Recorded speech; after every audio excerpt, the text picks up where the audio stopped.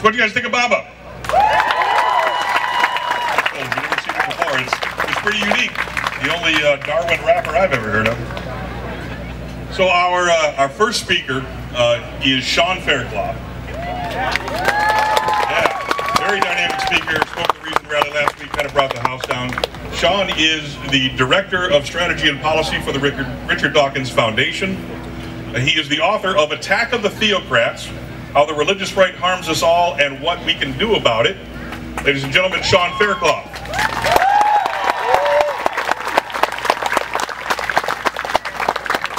Everyone, I think, especially for all of us guests here, let's have a big thank you for Colonel Zazinski and all of our men and women in uniform.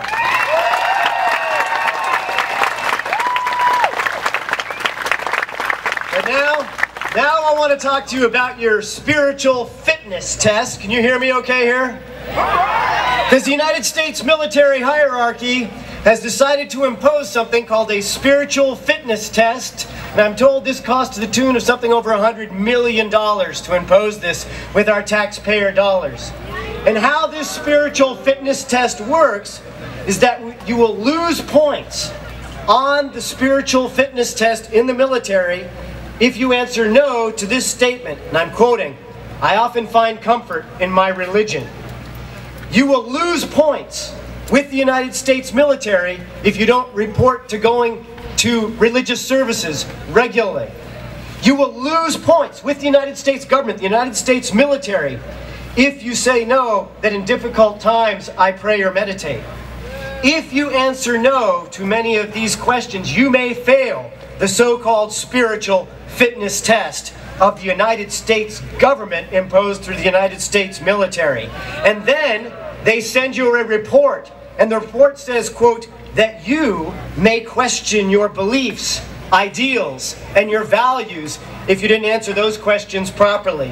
And apparently, this questioning is deemed deficient, and they will direct that soldier to spiritual resources. Recently, not too long ago, the U.S. military sponsored an event called Rock the Fort. And this event was led by a fundamentalist organization led by Franklin and Billy Graham. Now, Billy Graham was the #1 evangelical preacher of the 20th century. And his son Franklin follows in his footsteps. And the Grahams have made very clear, based on their statements, that if they were to take a spirituality fitness test, they would pass it, because they often find comfort in their religion and they often pray.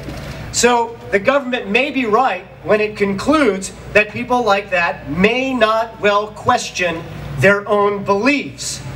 But let's think about questioning beliefs and whether or not maybe it is a good idea to sometimes question our own beliefs. Let's look at the history of Billy Graham, who said to his very close friend Richard Nixon that he was concerned about what the Jews are doing to this country, and referred to the synagogues of Satan. That organization, headed by Billy Graham and his son, is one that organized a fundamentalist event here on this facility. It was Billy Graham who said at the height of the Vietnam War, quoting his version of Jesus at a huge rally in Texas, that, quote, "I am come to send fire on the earth," Luke 12-49, and, quote, "I am come not to send peace, but a sword," Matthew 10-34. It was his organization that organized an event proselytizing here on this base. Let us ask ourselves the question whether it is really a weakness to question your own beliefs. Because the Graham organization continues with a tradition under Franklin Graham, who now heads that organization, Billy's son, who says, quote, that he could not confirm whether President Obama was Christian, but Franklin Graham said, quote, "There's no question that Rick Santorum is, quote, a man of faith." Let us ask whether it is really a weakness to question your own beliefs. For the Graham organization, with taxpayer money, made some earthquake relief money contingent on attending evangelical services. Now, this is in contrast This is in contrast to the Richard Dawkins Foundation, for which I'm proud to work, which raised hundreds of thousands of dollars for people in Haiti and put the money directly into aid with no strings attached.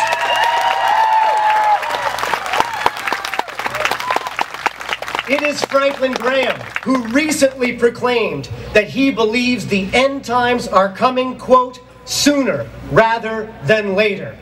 Let us ask whether it is not a weakness, but rather a strength to question your own beliefs. Let us ask whether it is a strength for us to question Franklin Graham's beliefs. Is it a strength? Particularly when the United States government gives Franklin Graham's organization a platform to engage in conversion on a United States military base. Maybe it is a strength to ask the United States military leadership about their oath to the constitutional separation of church and state. Maybe it is a strength to ask the United States military leadership whether it was right to allow fundraising by the Graham organization on this block for religious organizations while they blocked us in our effort for a food drive for homeless veterans here this weekend. Why would they block us and allow for that kind of fundraising? Let us ask that question of the United States military hierarchy. Because maybe those homeless veterans need that help, because maybe the end times won't happen this weekend anyway.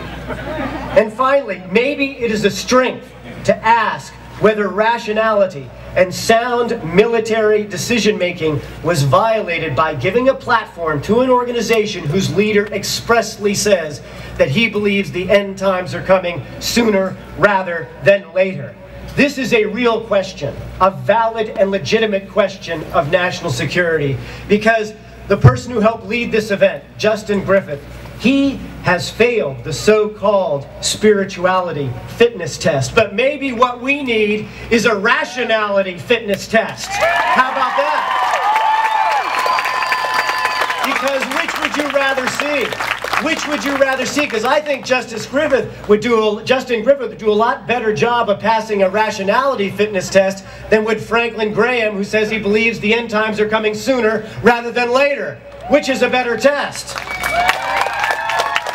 And let us also think very seriously about a rationality fitness test that would apply where Justin might not pass, but someone like Nidal Malik Hassan would pass.